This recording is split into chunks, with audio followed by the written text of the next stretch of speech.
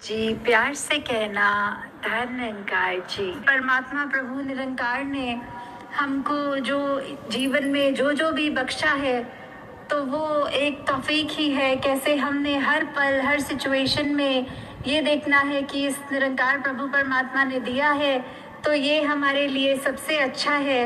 उस हाल में जिस तरह ये हमारे को इस रज़ा में रहना आए, कैसे उसी में ही हमने शुक्र करना है। यही मान कर चले कि अगर ये हो रहा है तो इससे बेहतर हमारे लिए कुछ और नहीं।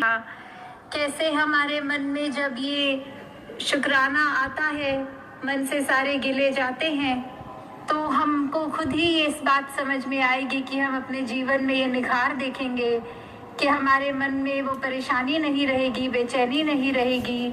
कैसे हमारा मन एक सब्र वाला बन जाएगा, एक पेशेंस आ जाएगी हमारे अंदर कि एक पेशेंस की भी जहाँ बात होती है तो वही देखा जाता है कि काफ़ी ऐसे कुछ ना कुछ स्थिति आ जाती है कि हम वो अपने मन को उस तरह लाचारी कह लें या उस तरह उस टाइम इम्पल्सिव होकर ऐसा कुछ किसी को कह जाते हैं या ऐसा कोई कर्म कर देते हैं जिससे हमारा तो नुकसान है ही और हम सामने वाले का भी नुकसान कर बैठते हैं।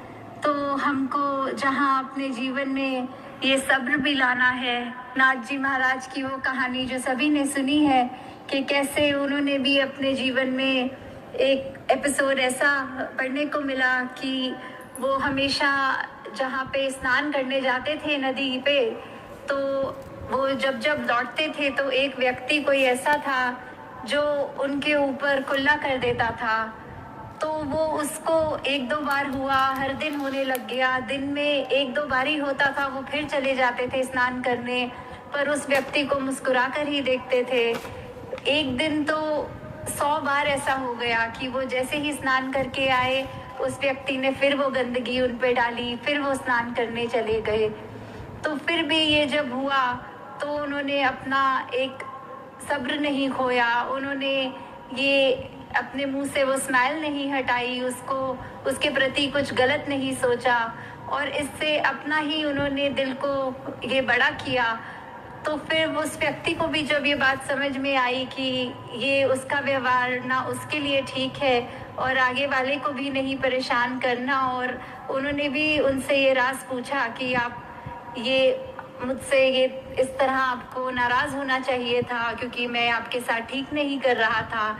तो वहाँ उन्होंने भी उसको यही बात समझाते हुए कि कैसे ये सब्र बहुत ही एक इम्पॉर्टेंट है और कैसे हमको ये इम्बाइब करना है अपने अंदर। तो ये सब्र का भी वही है कि सब्र के साथ जहाँ क्षमा की बात भी जुड़ी हुई है कि कैसे हम पहले तो अगर किसी ने कुछ गलत किया है अपने दिल से उस व्यक्ति को क्षमा दे दें, और जब उस व्यक्ति को भी ये बात पता ही लग जाएगी कि वो क्षमा तभी उसको मिलेगी जब वो दिल से वो मानेगा कि कुछ गलत हुआ है और आगे से वो उस कार्य को, उस बात को वो नहीं करेगा। तो जब दिल से क्षमा मांगी जाती है उस कामना से कि आगे ये सुधार होगा, ये व्यवहार बदलेगा, अच्छाई की ओर जाएंगे, तो वो क्षमा भी मिल ही जाती है। और कैसे हमने अपने दिल को इस तरह विशाल करना है, इस तरह हमें तंग दिल नहीं होना कि कुछ भी हो तो हमने उसको, अगर किसी व्यक्ति ने कुछ कड़वे वचन बोले या कुछ बुरा किया तो हम ये ना सोचें कि हमको भी उसके साथ वैसा ही सलीके में पेश आना है। नहीं, हमको ये अपने अंदर बात रखनी है कि उसको किस तरह हो सकता है वो आज उसकी तबीयत ना ठीक हो तो कुछ परेशानी के कारण शायद वो ऐसा ऊंचा बोल गया, कड़वा बोल गया, कोई अपशब्द बात बोल दी।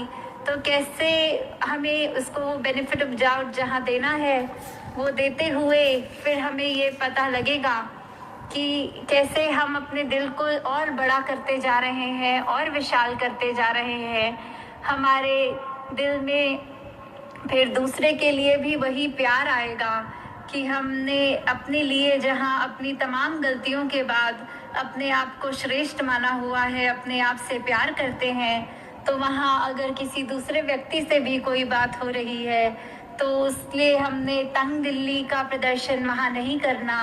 अपने चरित्र में हम वो बात लाएं कि कैसे एक अगर हमको कोई बात ऐसी भी सामने आ रही है जो हमारे हिसाब से ठीक नहीं है, तो हमने एक तो अपने अंदर ये अरदास करनी है कि ये हमारे व्यवहार में बात ना आ जाए, हमारी सोच में ना आए, और साथ में यही इस प्रभु परमात्मा से ये हमको दुआ करते हुए कहना है कि ये व्यक्ति को भी एक सद्बुद्धि आए, इसको भी अगर ये मनुष्य बन के आया है संसार में, तो फिर एक ये ह्यूमन वैल्यूज़ भी उसके अंदर आए, वो सचमुच एक मानव जैसा ही तरीका अपना बनाए। कैसे दासी आगे भी 2 और दिन है, और ये जो एहसास है निरंकार का, ये हमारे जीवन से कभी ना जाए। साथ संगत जी प्यार से कहना, धन निरंकार जी। साथ संगत जी प्यार से कहना, धन निरंकार जी। साथ संगत जी एक दासी आप जी के समक्ष कहानी रखने जा रही है, जो भी टूटी फूटी गलतियाँ बख्श लेना जी। साथ संगत जी एक चाट वाला था। जब भी उसके पास चाट खाने जाओ तो ऐसा लगता था कि वह हमारा ही रास्ता देख रहा हो। हर विषय पर उसको बात करने में उससे बड़ा मज़ा आता था। साथ संगत जी कई बार उसे कहा कि भाई देर हो जाती है, जल्दी चाट लगा दिया करो, पर उसकी बात ख़त्म ही नहीं होती। साथ संगत जी एक दिन अचानक उसके साथ मेरी कर्म और भाग्य पर बात शुरू हो गई। तकदीर और तदबीर की बात सुन मैंने सोचा कि चलो आज उसकी फिलॉसफी देख ही लेते हैं। साथ संगत जी मैंने उससे एक सवाल पूछ लिया।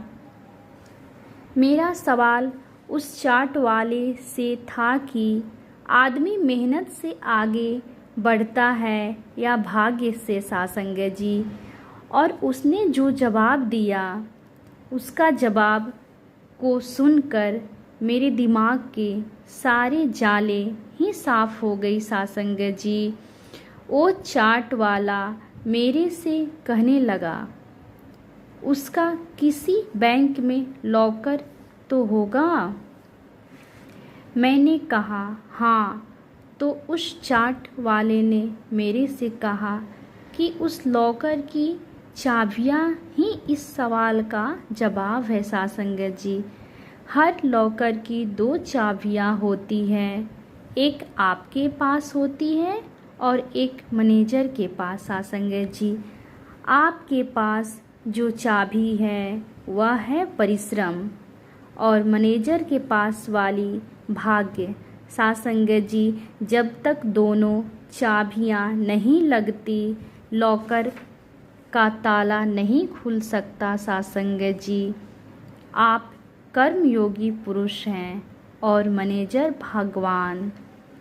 साथ संगत जी आपको अपनी चाबी भी लगाते रहना चाहिए, पता नहीं ऊपर वाला कब अपनी चाबी लगा दे। साथ संगत जी कहीं ऐसा ना हो सके, कहीं ऐसा ना हो कि भगवान अपनी भाग्य वाली चाबी लगा रहा हो और हम परिश्रम वाली चाबी ना लगा पाएँ। साथ संगत जी और ताला खुलने से रह जाए। साथ संगत जी प्यार से कहना, धन निरंकार जी। साथ संगत जी शुक्र किए जा तू मालिक का, शुक्राना ही भक्ति है। साथ संगत जी शुक्र किए जा तू मालिक का, शुक्राना ही भक्ति है। सिकवे गिले को लब पर अपने न लाना ही भक्ति है। साथ संगत जी प्यार से कहना, धन निरंकार जी।